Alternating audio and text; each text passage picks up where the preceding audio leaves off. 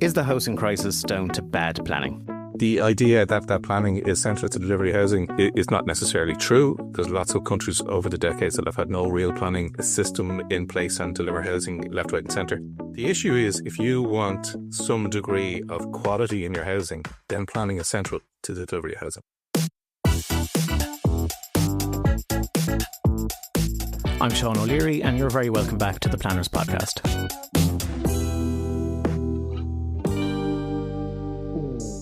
Ireland's housing crisis is at breaking point, with a slew of policies, U-turns and short-term solutions still being seen as failing to deliver affordable homes and forcing families into uncertainty, expensive rentals and distant commutes. In a perfect world, housing policy would be simple and centred on quality homes in the right places, appropriate to everyone's needs. But how do we get there? Our guest today has spent years studying housing policy and planning practice, and he's here to discuss what he thinks is not working with our current approach and how we might build a system that delivers. It's a pleasure to welcome Senior Lecturer in Housing at Technological University Dublin, Dr. Lorcan Sirr. Thanks a million for doing this, Lorcan. Yeah, no problem, Sean. Pleasure. I'm impressed to be elevated up with the other two previous candidates. Is planning an integral part of delivering housing? I get a sense that this wasn't historically, but obviously we were working in a very different system. And are they as intertwined as I guess they seem to be in the public imagination and in policy making, or should they be? Or is there a better way actually that planning and I suppose the delivery of housing and planning policy and housing policy can talk to each other? Yeah, thanks, Sean. Well, I suppose the first thing to clarify is that I'm not actually a planner. I mean, I was a planning and development chartered surveyor, and I work here in TU Dublin, and my interest is in that intersection of planning and housing policy. And to answer your question about how the two, planning and housing are related, well, depends on how you want to approach it. Not really. I mean, you could deliver housing all day long with no planning system at all, and we could cut all the regulations and get rid of all the planning legislation and just allow people to build what they want, where they want. And arguably that would maybe solve our housing crisis in inverted commas. I think something that's been around for 100 years can no longer be called a crisis. But the idea that planning is central to delivery housing is not necessarily true. There's lots of countries over the decades that have had no real planning system in place and deliver housing left, right and centre. The issue is if you want some degree of quality in your housing, then planning is central to the delivery of housing. If you want some sort of standards around the typology and around particularly the location of housing, then planning is central. If you want some sort of connection between infrastructure and housing, then planning is essential. So it depends on how you look at it. I mean, we could think of ourselves as Arkansas or rural Alabama and let everybody deliver what they want, where they want, and that would be one way of doing it. But then you'd end up with a whole lot of housing in places where that would be very car dependent and mightn't have access to adequate water, and the state would be at a loss to know how many schools to provide or how many doctor surgeries or creches that we need. Or you can have planning that helps deliver housing where the housing that's delivered is what's needed for the area, and then the state can then plan for how many hospitals we need, how much water capacity we will need, how many roads will need upgrading to deliver to service the housing, and all that kind of stuff. So very much depends, Sean, on your perspective on things. For me, planning, I mean, I'm a big fan of the process and practice of planning. I think it's essential to the delivery of housing. The problem is when it loses its way. And if we follow that thread, I guess, jumping straight into some of the more recent announcements around things like modular homes, and conversions and that sort of stuff. What does the fact that we are looking at modular houses, what does that tell us about where planning and housing is at? I presume, Paul, when you say modular housing, you're talking about the shed system idea, the idea that people could build up to 40 square metres in the back garden. Showmras, log cabins, whatever you get them called, yeah. Let's take that as an example. So, I mean, first of all, it's a sign of absolute desperation that the government would even consider this. Without a doubt, they're out of ideas. I mean, the idea that it's a start of the race to the bottom if you start to go here, based on incredibly simplistic research that, if from my understanding and reading around it, was kind of misconstrued the way it was presented. The people who presented it managed to get a meeting in the Department of the Taoiseach the day after they requested one. And that shows the level of connectivity in Irish society for a start. that who you know gets you the meetings rather than ordinary punters looking for get a meeting with officials in the Department of the Taoiseach. The idea that we would allow people to build anything they want in their back gardens as homes is kind of nonsense in a way, because number one, the like to the previous point, like, you know, to be able to provide services, you need to know who's living where, and to manage even at a technical level with engineering and water and electricity supply, you need to know who's living where. But also, there's lots of kind of social cultural issues that could happen out of this. I mean, I could very easily see elderly parents being nudged by their grown-up children out of the family home and into a shed sit in the back garden as the kids move into the family home, which was the original house. I could see lots of issues around that.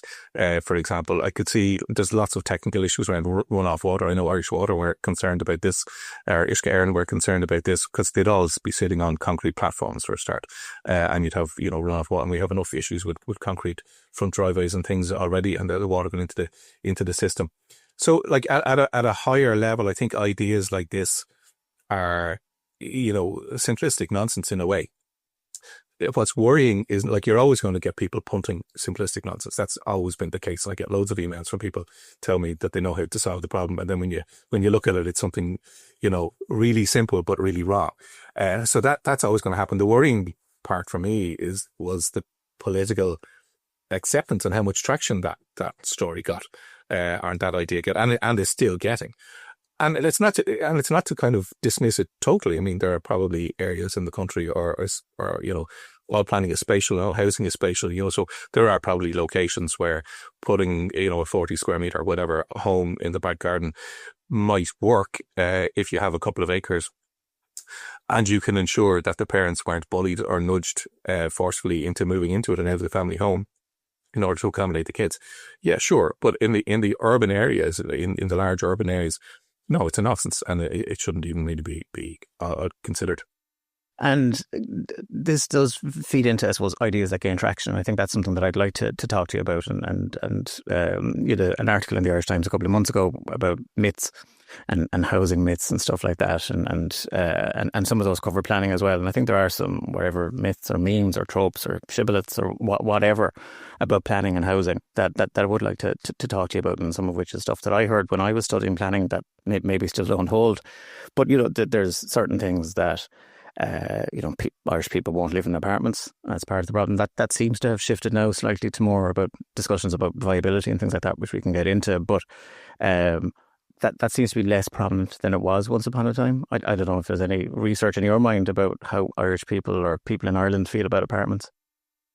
There's two things there, Sean, about apartments, right? And we've kind of shot ourselves in the foot. I mean, apartments are great. My first accommodation, or first house that I ever bought, was an apartment, and I lived in apartments in various countries all over Europe. There is no problem in theory with living in apartments. But we've shot ourselves in the foot in a couple of ways. One, poor construction, and the way that people are buying apartments. So what the CIF call the legacy issues, you know, they're not really legacy issues. I suspect there are still issues ongoing with apartment construction. So people are wary of buying apartments in the first instance, because of the construction issues and the lack of fire safety and all the things that we are discovering as we go along. And we know that the bill to fix that is going to be absolutely huge. The second issue there is the management of apartments, and particularly OMCs, owner management companies, and the way that's panning out with a lot of owners management companies in apartment blocks, not, for example, having sufficient sinking fund to replace lifts in 15 years, or, you know, roofs or whatever needs to be done, because the legislation around it needs a lot of reform. And the third thing I think we've shot ourselves in the foot with apartments are standards. So they're quite small. So, you know, we're often getting compared to Europe with the proportion of people who live in apartments. And actually, you know, if you look at Spain, I'm very familiar with Spain and particularly Tarragona, you know, your average apartment there will do a single person, will do a person when they get married or hook up, will do a person when they have kids, and will do a person when they hit old age, because they're at that sweet spot of size anywhere between 85 and 120 square meters. They're in there. So they're lifetime apartments. Here we have, you know, as low as 37 square meters, and then you're expected to move if you can, but a lot of people could get stuck in that. So the standards that we've consistently reduced at the behest of industry have made apartments unattractive as well. And the fourth issue is tenure. the idea, particularly in the last, 5 or 6, well, particularly since the strategic housing development, that the vast majority of apartments that are coming up, that are being built, are solely for rent, and for never mind the psyche of Irish people in home ownership, but the practical financial reasons is you need to be a homeowner when you retire, and you need to get on that ladder when you're as young as you can. And with apartments being for rent, a lot of people don't want them. How does that fit though with what we're, I suppose, another trope or things that we are told, which is one, that apartment standards are actually too high and stuff like dual aspect and all that sort of stuff is actually causing part of the problem, and there's knock-on viability impacts and stuff as well. How can it be both? How can we be building apartments that aren't suitable for that kind of whole life cycle, and then at the same time we're making it too expensive to build them, and standards need to be reduced and all that sort of stuff? How do those two fit together? One of them doesn't make sense that both of them can be true, or are both of them true? And the other thing that you hear as well is about bed sits, and I heard that again recently, that if we only just didn't get rid of bed sits, kind of it would solve everything. So yeah, I'd be interested in your thoughts about that kind of development standard space. Yeah, absolutely. Like a couple of things are, the only people who know how much it costs to build an apartment are the people who are building apartments. Okay, and they're not going to tell you, because when you get down to that, why would they? It's commercially sensitive information. So the information that gets put out into the public domain, it needs to be interrogated an awful lot further, as far as like it's half PR, half research. But I'm not sure. I think the only people who know how much it costs to build an apartment are apartment builders. And why would they put out in the public domain exactly how much profit, for example, that they're making? So I think there's a lot of factors that go into that. I don't think the size thing is one of the biggest factors in the cost of apartments. I think it's probably things like having en-suites. Every bedroom needs to have an en-suite apparently these days, or they seem to be putting them in anyway. And also I think there are things like every time you put a middleman in there, they're going to get a cut of it, and profit is a huge part of this as well. And like, apartment developers are perfectly entitled to make profits. That's the nature of the business. But I'm not sure the size of apartments is a huge issue there. The other thing is, like, you can't, from a policy perspective, be directing people to live in increasingly small and smaller size units. Like the size of the average house in Ireland, the average apartment in Ireland, has been declining for the last since about 2010. And so you can't really be directing people to live in accommodation that, as you consistently undermine the standards for that accommodation. I don't think that's a good idea. And also, when you get apartments of a certain size, there's much more flexibility about what they can be used for. So we're going to come up against the problem in the near future about older people and who's going to look after older people. In Japan, a country that's revered for the way they look after the elderly, they have these things. I'm not even going to try and pronounce it in Japanese, but they're called granny mountains, and they're places where they dump their elderly people in like nursing homes and hospitals and that. But the families also have to do a lot of caring. But you find in places like Japan, as the house sizes get smaller, and they're not known for their large houses in Japan anyway, the ability for the family to do a lot of the caring, as in have your elderly parents move in with you, is very limited. So the more you, like, it's kind of very short-termism, the idea that we build lots of small units because that makes it viable for the developers. But actually, for society as a whole, what you need is that sweet spot of apartment size that will do people for their life cycle. So they don't have to be moving, so they can bring their elderly grandmother to live with them, even if it's only every weekend to look after them or whatever. So they can have visitors and grandkids and all that kind of stuff. The smaller units you make, the less flexible they are. I mean, really, we should be thinking in terms of bed spaces, not square meters. The idea of bed sits coming back, I mean, we got rid of bed sits because in the main they were horrific. And down the corridor you'd have some shared dirty bathroom and then back into your little hovel with a single bed. I mean, we need to, it's forward we should be going, not backwards. Now we need, it's like the idea of putting elderly people into a room and you have to go down the corridor to your bathroom. Like, we are a wealthy, first world, progressive, advanced country. That to me is a step backwards. And for every argument in favor of better standards and treating people with respect, you always come up against the argument that, viability. It's not viable. It's not viable. It's not viable. Well, we don't actually know that. And I don't think bringing back bed sits is going to be the solution to many people's problems at all. In fact, it could make things worse. And I suppose another thing just related to that is built rent, which again is back on the agenda as a model. And I was talking to somebody recently who was comparing it to, nuclear power, that the only two things that we absolutely can't grant permission for are kind of built-to-rent units and or built-to-rent complexes or whatever, and nuclear power plants. It would seem to me that they're part of the solution and that they might suit a core to people. Do you think there's something in them as a potential model or part of the mix? Well, you got to think whose problem do they solve? And they solve the large, institutional funds who are building them, particularly getting rent income tax free. And they solve a problem for very wealthy people who want to rent, who are maybe here temporarily. They don't solve either an accommodation or an affordability problem for the vast, vast majority of people who need housing, whether that's for rent or for own. So what you end up then doing, I was in Glasnevin Industrial Estate last week looking at, with that plan to develop the 77 hectares into housing. And I think it was the NTA or somebody was out saying it should be higher density because, to make better use of the Lewis line along there from Bruin Bridge and Fitzroy, all that kind of stuff. Yeah, you put the higher density and then you get a higher, ultimately you end up with more expensive construction and higher rent. So what you end up doing there is spending taxpayers' money providing public transport infrastructure for wealthy people. One of the principles of public transport is that it should be it's an affordable means of getting around for your average person. So you have to be really careful with this. The build to rent is only for wealthy people, and they are not the people that I would prioritise housing policy for. Like over the last few years, 95% of all construction in Dublin City has been apartments, and 95% of that has been for rent. And what you see then from a planning perspective, right, is you see a whole shift since 2017, a flight from the to hell or to Connacht, to Dublin, to Leinster and beyond, of people looking for housing to buy. And so you end up in that situation where we're building loads of apartments in the likes of Dublin and large urban areas, but everybody who needs a house to rent or particularly to own at an affordable level is moving out to the commuting counties and beyond, now into the Midlands, and then buying a second Skoda, a second-hand 10-year-old 2-litre diesel Skoda Octavia and driving into the city. And that is the antithesis of good planning. So like the idea, the notion, the developer-led notion that we need loads of build to rent has had a huge negative planning impact on the country.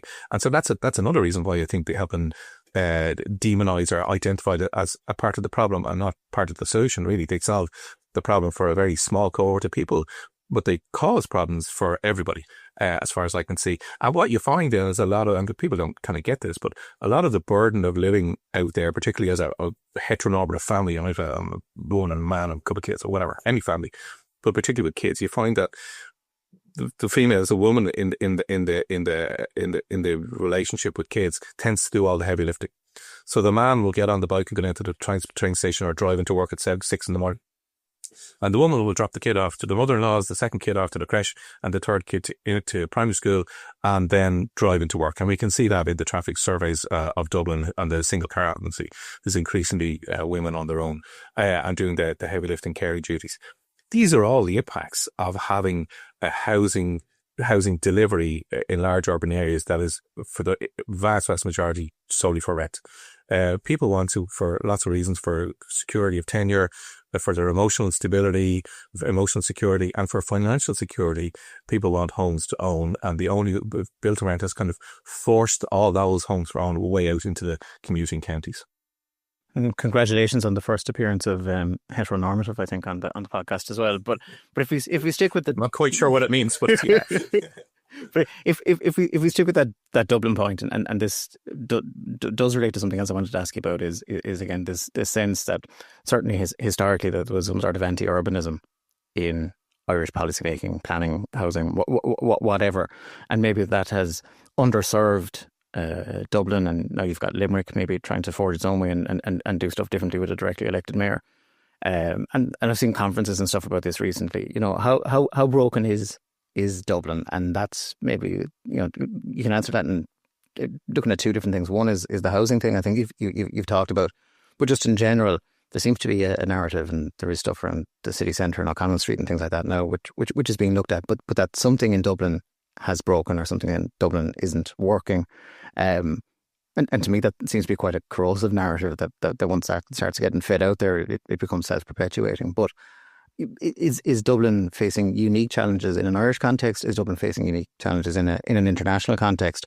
And is there ways to maybe manage Dublin better? Is it a governance thing? Are there issues there? Dublin faces the same challenges as many other countries, and homelessness and drugs and crime and all that kind of stuff.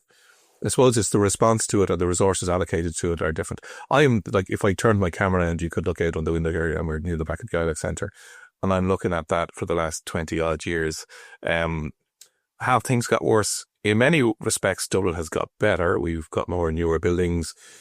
Like when I was a student here, the back of the Gaelic Centre was old ladies with shopping carts selling Doc Martens for £25 and all that kind of stuff, and car parking everywhere. And, it's the streetscape, the urban design, the environment in the main has got better. The drug dealing and the petty low-level stuff has probably got worse. And if you walk up O'Connell Street at 6 o'clock in the morning, you'll be really surprised. I think most people will be surprised at what you can see in Easton's doorway and everywhere else. Things that you genuinely would not expect to see going on. And I won't mention them on a podcast that could be listened to by kids, but you wouldn't believe it. All sorts of stuff. So in those ways, it's got worse, even to the level of drugs. I mean, COVID was particularly a turning point, I think. But when I walked down the street here, since COVID, you can just smell drugs in the air all the time. And it's not, kind of young scobies around the place kind of smoking a joint or whatever like that. It's all sorts of people. It's middle class people. It's builders on their lunch break. It's everybody. So that kind of, there's been a breakdown there somewhere around law and order, for example. I don't want to sound like some middle class conservative Tory party, whatever. But there is a law and order issue without a doubt. And of course the law and order, anti-law and order crowd are always one step ahead of the police. Dublin has always been, I think, a bit of a shanty town. We never developed it as a city because we didn't have that history of urbanism like they had, particularly in the UK. We didn't have an industrial revolution. We didn't have the development of the city as an entity in itself. We were 100 years behind the UK, literally 100 years behind the UK in having more than half the population living in an urban area. So we never developed that. We never developed a respect for our large urban areas in our cities. We have a quote from De Valera, saying, "We'll have no Manchesters, no Birminghams here," from a radio broadcast. He was totally anti-city and, obviously felt that, we should be at home, happy with our lot. We didn't need, the famous speech he did in Patrick's Day in 1943 around, be happy with your lot sitting around the fireplace. You don't need more than you have already, and all the shopkeepers in Ireland went balloons because, here's the president telling people, not the Taoiseach telling people not to go out and buy more things, So we've always had that kind of anti-urban, and I think that still goes on. I mean, the rural rump in the Dáil is still very powerful, and even things like, diverting water from the Shannon to Dublin, to supply the place that brings in the most tax income in the country, is being objected to because, for silly things like it's our water, it shouldn't be going to the city. And so we've consistently had that. And then you combine that with a lack of a planning profession for many years until the 60s. And we had then a city dominated by engineers, and still largely is. And engineers have a huge amount to say, or they had a huge amount to say in the way that the city was managed and developed. Of course, engineers like nothing more than a big project. So you end up with buildings being, knocked down, beautiful buildings and streets being knocked down and putting big roads through it, all that kind of stuff that you wouldn't do in a city, really.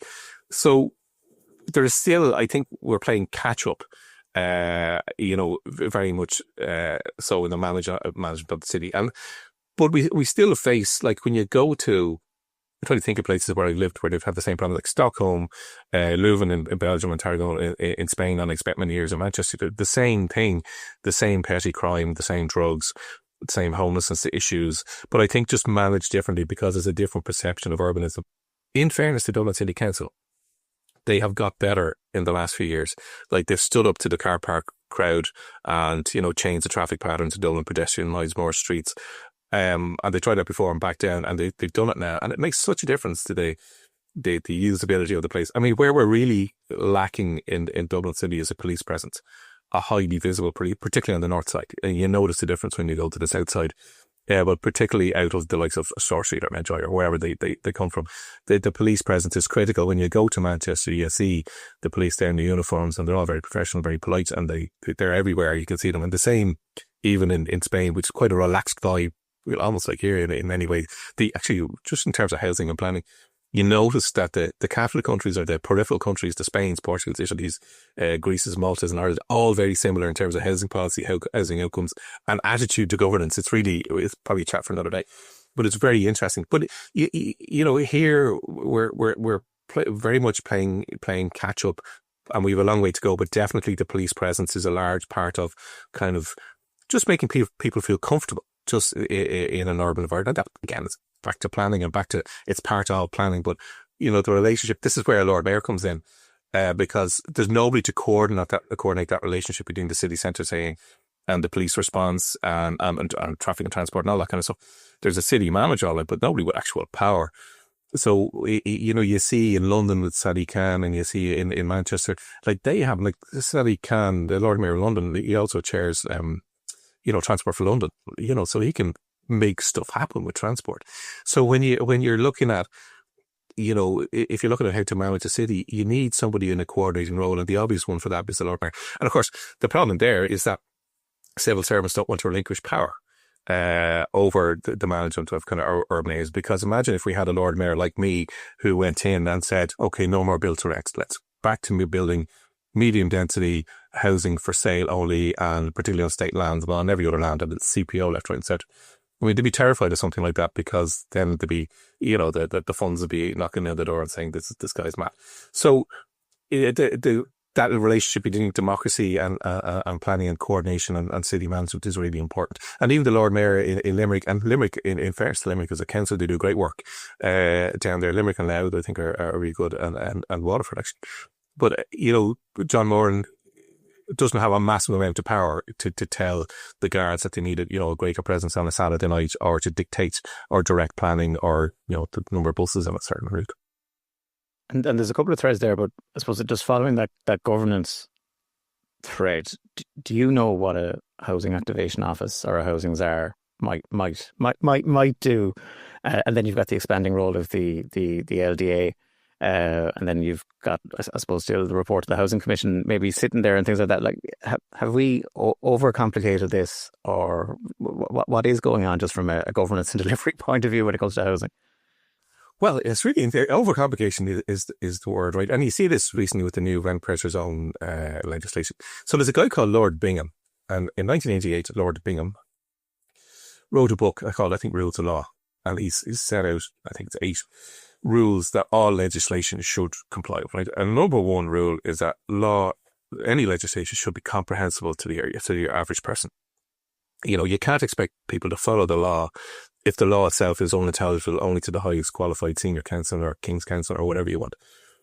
And I think a lot of what we've done in recent years has broken that rule, particularly planning legislation, the Planning Development Act, and also rent pressure zone legislation. Like, who's going to sit down and understand and read 700 odd pages or 900 pages, whatever it ended up being, of the Planning Development Act? Well, the same with the rent pressure zone legislation. I mean, the government themselves, the minister was on RT1 News and he looked like a rabbit in the headlights trying to explain it, because it was very, very complex and very difficult. So we have really complicated things over the years.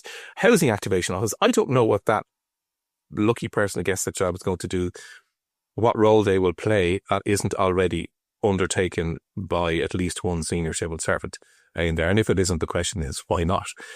I mean, I'm sure the people in the Department of Housing at the highest level are wondering, well, I'm sure they're wondering lots of things, but I'm wondering that they're probably wondering why. So the question then arises is that, are they incompetent? And they're not. I would be first to say that they're absolutely not incompetent at all.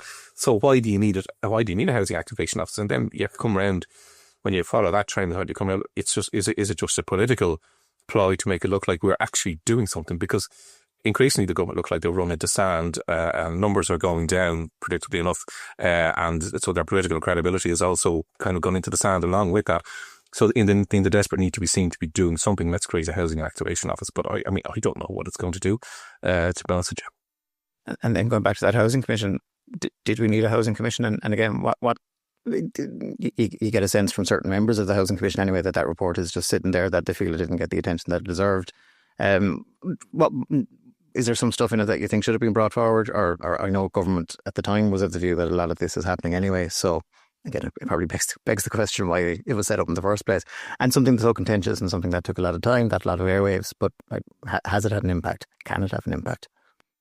Well, if you go back to first principles, you'd wonder, like, what was the rationale for setting up a housing commission? Well, we've had loads of commissions over the years on various things, including housing back 100 years ago. So there, again, was a rationale there, kicking something to touch, or let's be seen to be doing something. And probably caught on the hop then by the fact that they actually did meet and they produced a very comprehensive series of recommendations. I wouldn't agree with all of them. And even within the Housing Commission, there was dissent in the camp with a minority report and all sorts of big, long footnotes disagreeing with the other footnotes and all that kind of stuff. But I think that the government were probably surprised at the fact that they did produce something that they had thought about and that they had researched and analysed. And then straight away to go around and say, well, out of all the recommendations, 60 or 70% of them are already underway. Now, I think it was Cliff Taylor in the Irish Times took that apart and said that's absolute nonsense. Since that, even with the review of the rent pressure zones, the recommendation of the Housing Commission was to have a reference rent, which I thought was a good idea. Now, a lot of people don't know what a reference rent is, and it means different things in different countries. But to me, a reference rent, for example, would have been the average rent in an area for a two-bed, plus 15% or minus whatever you want, depending on the standard of accommodation. That would be a good one. Instead, in the review of the rent pressure zones, the government said we'll take the market rent. And the market rent is going to be the highest rent that can be achieved in a certain area. So when you start building in hundreds of built rents or whatever brand new accommodation, that's going to drag the rent up for everybody. Whereas really what we should have had there is a median rent, and that's the reference rent. And that would have been a really good idea. It would have been taking the idea of the Housing Commission on board, and it would have been a good idea to not, to prevent rents from rocketing. So the government seemed to have ignored the Housing Commission left, right and centre, which again would suggest to me that this was just politics and playing for time effectively.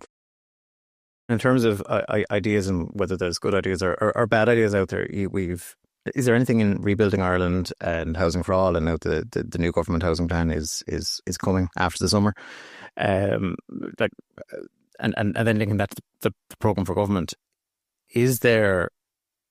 What are they trying to? What do you think they're trying to do with the new housing plan that wasn't in Rebuilding Ireland, that wasn't in Housing for All?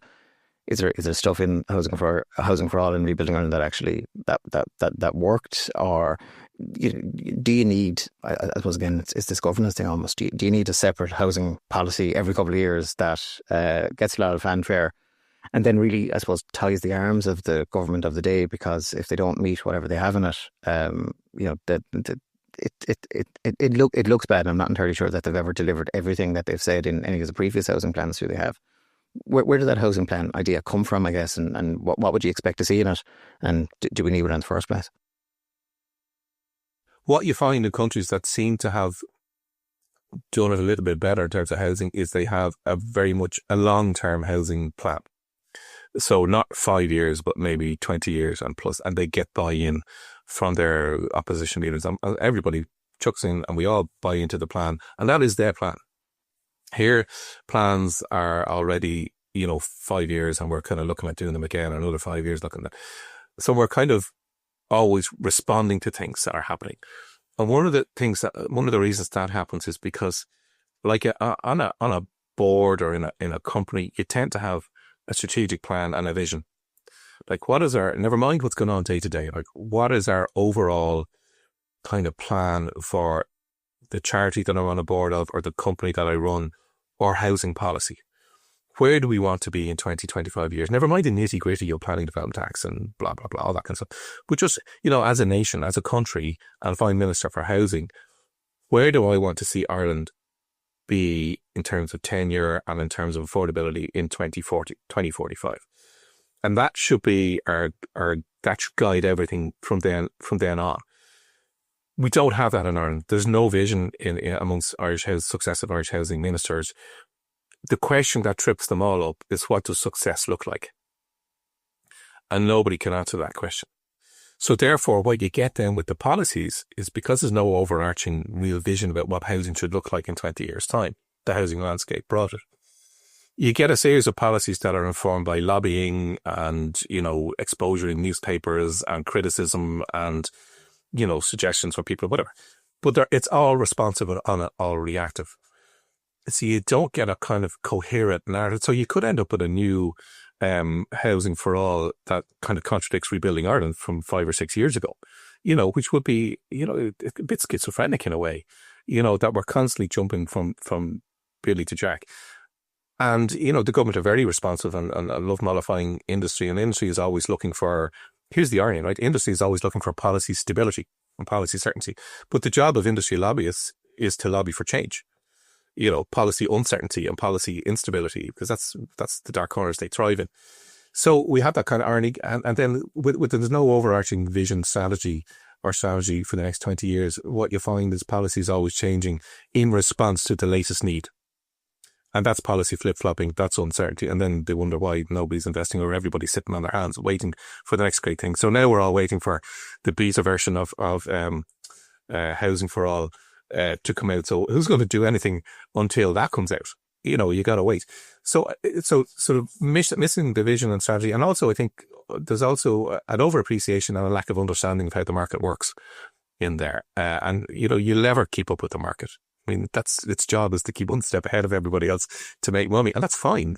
But the problem comes when you rely on it for everything. Then that's not fine, because the government will never, it's like a shop, it's like a security guard in a shop. They'll never keep up with all the shoplifters. And that's kind of where government is always at. It's always one or two steps behind the market. That's absolutely fine. They're better resourced. The market is, and they've access to more information, and, they're quicker to respond, and the professional lobbying and all that kind of stuff. So really, the government needs to separate itself from the market in many respects, but it can't do that when it's constantly relying on it. And it doesn't have that overarching plan that everybody is bought into in the dot. And just, sorry to keep going on here, but it brings us to a bigger question there of democracy and, engagement with other politicians and opposition and government party members at a national level, but also at a local level. And the idea that that's kind of getting broken as well. And that is something that is going back to this idea of myths and tropes or whatever like that. That is something that I was going to ask you about. Was there's a suggestion that there's actually too much democracy, and that's narrative that's out there, and an issue with NIMBYism and whatever else. Has something gone wrong there? And I guess that one of the theories, which I've not quite seen how it's going to work in practice, but one of the theories is that you do longer development plans under the new Planning Act, and that miraculously people get involved in it, feel involved in it, and removes objections, kind of improve. You get a better vision and stuff like that, and then you can deliver that over 10 years. And I suppose there was an opportunity if government was inclined to, there was an opportunity to make changes around third party rights and that sort of stuff in the planning legislation, and they chose not to, and it's a kind of an important feature of what we have here. But do you think is there an issue there? And regularly judicial reviews being identified as another issue as well. Like how can people not be involved and feel disassociated and have, I suppose, developer-led maybe policy, and then at the same time you get this suggestion that there's too much democracy actually, and that people have too much power. Well, what is the disconnect there, or is there a disconnect? Yeah, it's a strange one to think you can have too much democracy. I always thought democracy was a good thing, that we were a democratic nation.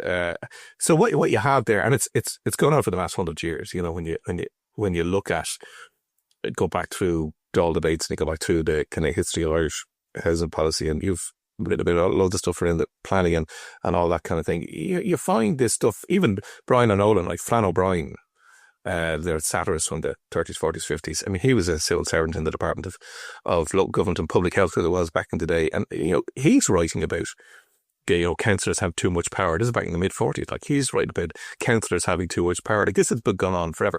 But it's that conflict of housing policy or that kind of attitude that we've too much democracy. There's a kind of a Venn diagram of democracy and delivery and planning and power. And in the middle of that is kind of housing, and resolving that is the challenge of a housing minister, really, in many respects. And has been going on again for 100 years. It was not the first time. I have quotes from the 1920s of, ministers or TDs stand up in the Dáil queuing out about the officials in the Custom House holding up everything, the delivery housing in Cork and all this kind of stuff. So it's been going on forever, but there's always a tension between central government and local government. And it's probably a healthy tension in a way. But what you find in countries that have successful delivery of things like particularly large scale infrastructure, like motorways and metros and public transport and a lot of water and all that kind of stuff, they engage much more with the public and with local democracy rather than trying to cut it off. Here, what you find increasingly is there are attempts to shut it down and to cut it off and to circumvent it and go around it and take away the powers of local government to engage with the planning process because they're afraid of what the answer might be or what the reaction might be.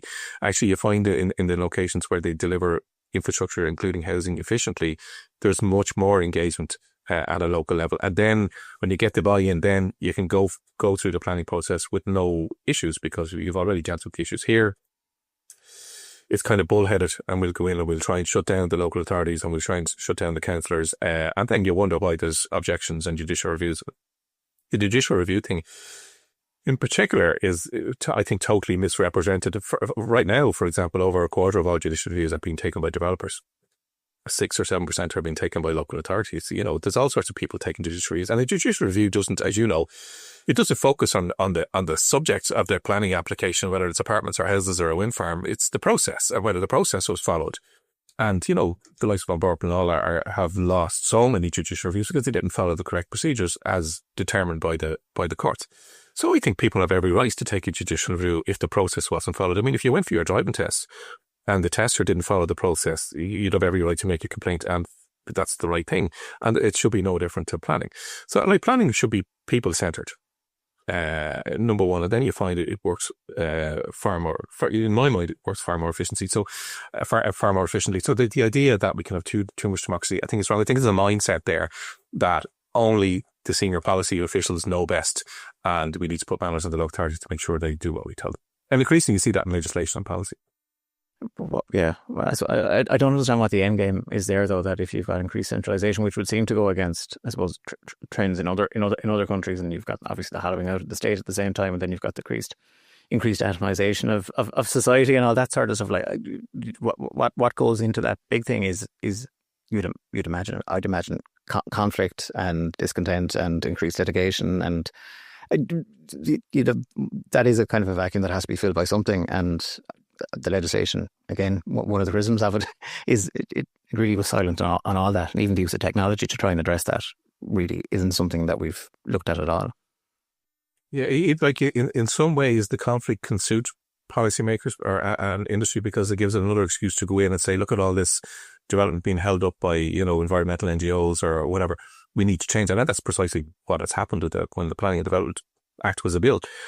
And we see the policymakers being incredibly deferential to the needs of the market in the verticals. Actually, I read a good book recently, and they said that when you're talking about housing and the market, replace the word market with rich people in yachts, and then everything that you read makes much more sense. So the rich people in yachts went in and to the government and said, you know, this is holding up development. So those desires got reflected in the Planning and Development Act as well. So the end game there, I don't know. I mean, there's always going to be a tension between what people want on the ground and what policymakers feel is good for the country.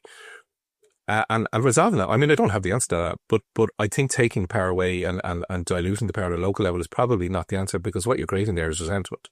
And it's funny how, say, in the area of one-off housing, for example, which is a planning policy no-no in the main, but because there's a significant cohort of people who are voters who want or have one-off housing, there's very little by way of determination in the planning system, I think, to do away with one-off housing or to prevent it totally. They're still planning on 20 to 25% of all housing every year being one-off housing. Whereas when it comes to things that might affect the market, in inverted commas, they're very active and very quick to kind of interfere with local democracy. Talking about rich people on yachts or whatever like that, you have this other thing which appears, and the housing agency would have said it in an Oireachtas committee, that there's a shortage of capital and that investors are being scared off Ireland and stuff like that. And some of that, I think, is about infrastructural constraints and maybe investment going elsewhere.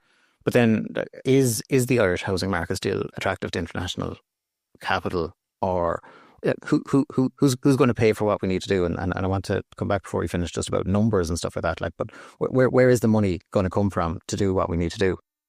Well, there's a fundamental question there, Sean, I suppose, which is like, well, do we need the money? Do we need international money? Do we need to sell ourselves to international capital at not cheap rates to get housing that we don't need?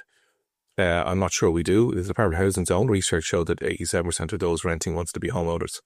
So why are we trying to attract in international capital to build a housing stock that 87% of people don't want? That to me is the question that I can't get my head around. So the fundamental question is, do we need this money? Will it deliver the type of housing that Irish people want, or will it deliver the type of housing that investors want? And I think the question is no to the first part and possibly yes to the second if they get favourable returns on the money. But again, you're trying to control the market and the market will do its own thing. So ultimately this will cost the taxpayer in many respects. So what we have though is the numbers vary, but we have somewhere between 143 and 170 billion sitting in deposit accounts. So that's Irish people's savings that are there earning very little money.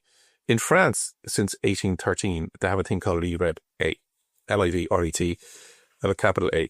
And that was set up by Napoleon to provide money for its kind of tax-free investments, provide money to build infrastructure and to build, nowadays it's nearly almost all exclusively housing for French people, social and affordable housing. There is no way we can't do that in Ireland, or that we should not do that in Ireland. And the idea, the issue then with institutional money coming in is they want to build housing for rent. That's their business model, which is fine. The problem with that is you need to pony up an awful lot of money every year because you don't get your return. You don't get your money back for 30 or 40 years. When you're building housing for sale, you only need, say, I'll just throw out 20 billion a year, right? Doesn't matter what the number is. But you build, you sell, you get your money back, you recycle the money, you build, you sell, you get your money back, you recycle the money. So you only need effectively seed capital, whether it's 20 billion or 40 billion, doesn't matter.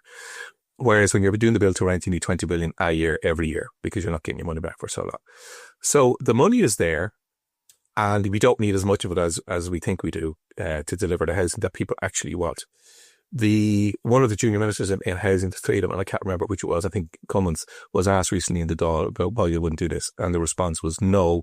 And there already is the Irish International, or the ISAF, what is it called, the Strategic Investment Fund, there to do that. But that's not that's not the way that I would see a fund being set up. I would like to see it get rid of the dirt, for example, on the interest rate that's paid, and make it attractive for people to go in and get half a percentage or a percentage more than they get in the banks.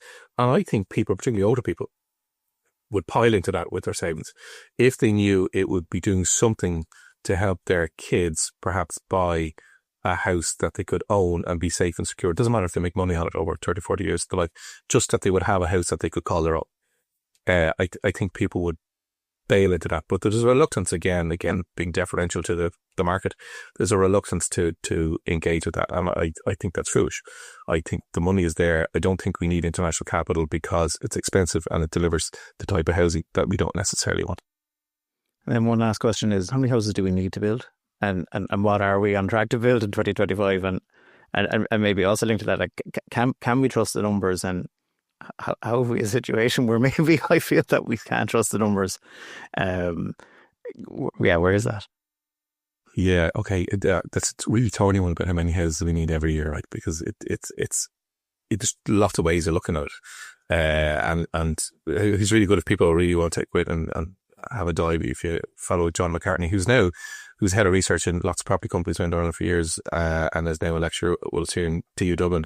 And he's excellent on predicting housing numbers. In fact, the Department of Housing actually mentioned him in dispatches as being the only person who predicted accurately how many houses we were going to build last year. So how many we need is a tricky one. What I focus on, Sean, and a lot of people don't know this, or maybe they do because they've heard me say it before, but is my measure there is the number of houses that we build every year that are coming to the market. So in other words, the number of houses that we build every year that will appear in your local estate agent window or on a website as a new house for you or your kids or whatever to go out and buy.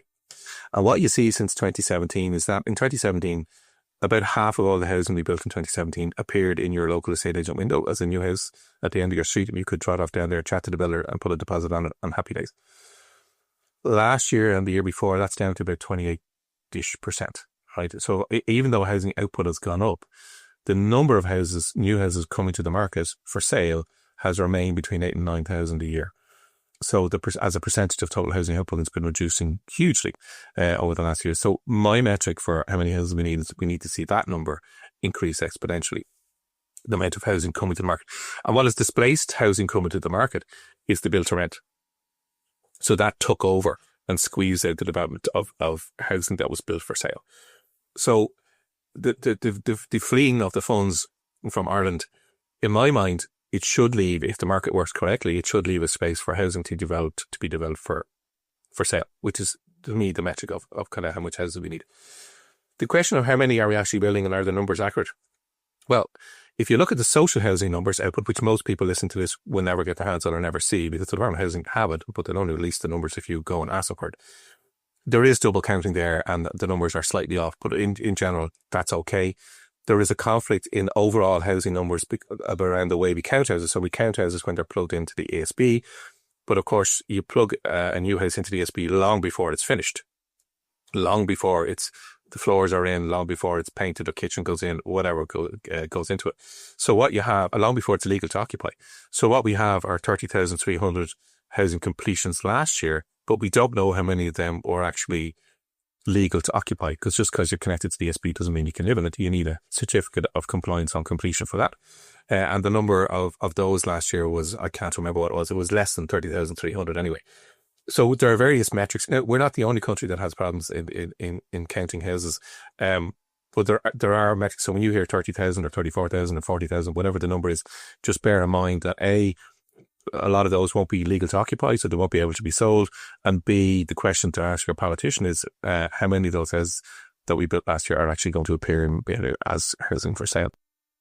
And then finally, what are you working on at the minute? Do you have anything else in the works, or what can we expect to see from you next? I have a book that I meant to finish last year, and Sean, these things take longer than you think. So I'm still working on the book. So what I'm doing is looking at key moments in Irish housing history from 1720 to 2025.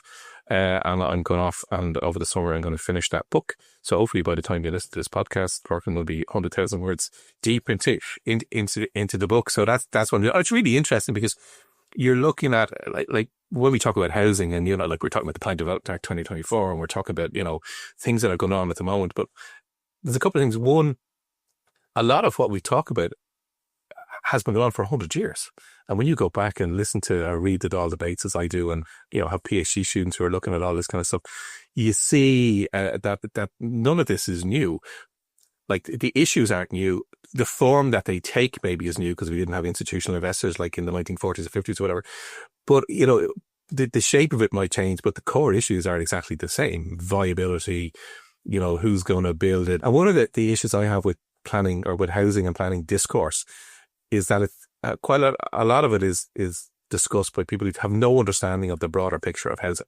It's all very spreadsheet markety kind of discussion, but not understanding that the huge context of housing, the social, cultural kind of context of housing. A lot of the discussion around housing these days and planning and all that stuff is incredibly simplistic, I think.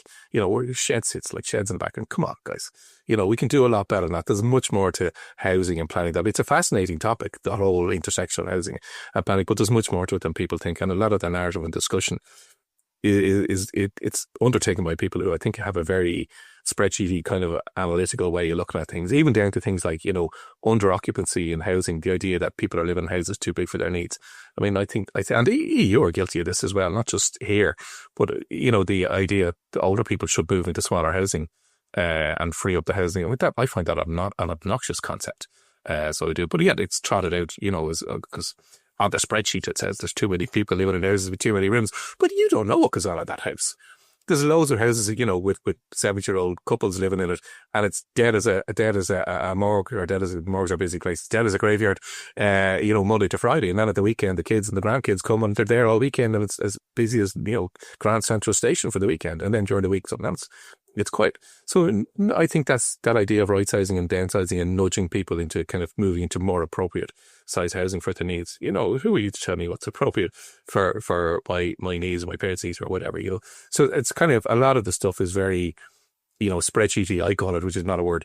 It's just like, this is what it looks like. But, it's lacking that human dimension and the empathetic dimension, I think. When you go rooting around in the history of Ireland and planning and the development of Ireland, you find all sorts of odd little factoids like that, The guy who designed all the workhouses at Ireland, George Wilkinson, his designs and the trouble that they had here with his design and the criticisms of his designs, exactly the same as the Children's Hospital now. It's too expensive and it's too ornate, and get rid of those extra fripperies. Exactly the same stuff as now, but this is back in the 1850s and 60s and 40s. Thanks a million for your time. Really enjoyed that, Lorcan. Thanks, Sean. A pleasure to be here.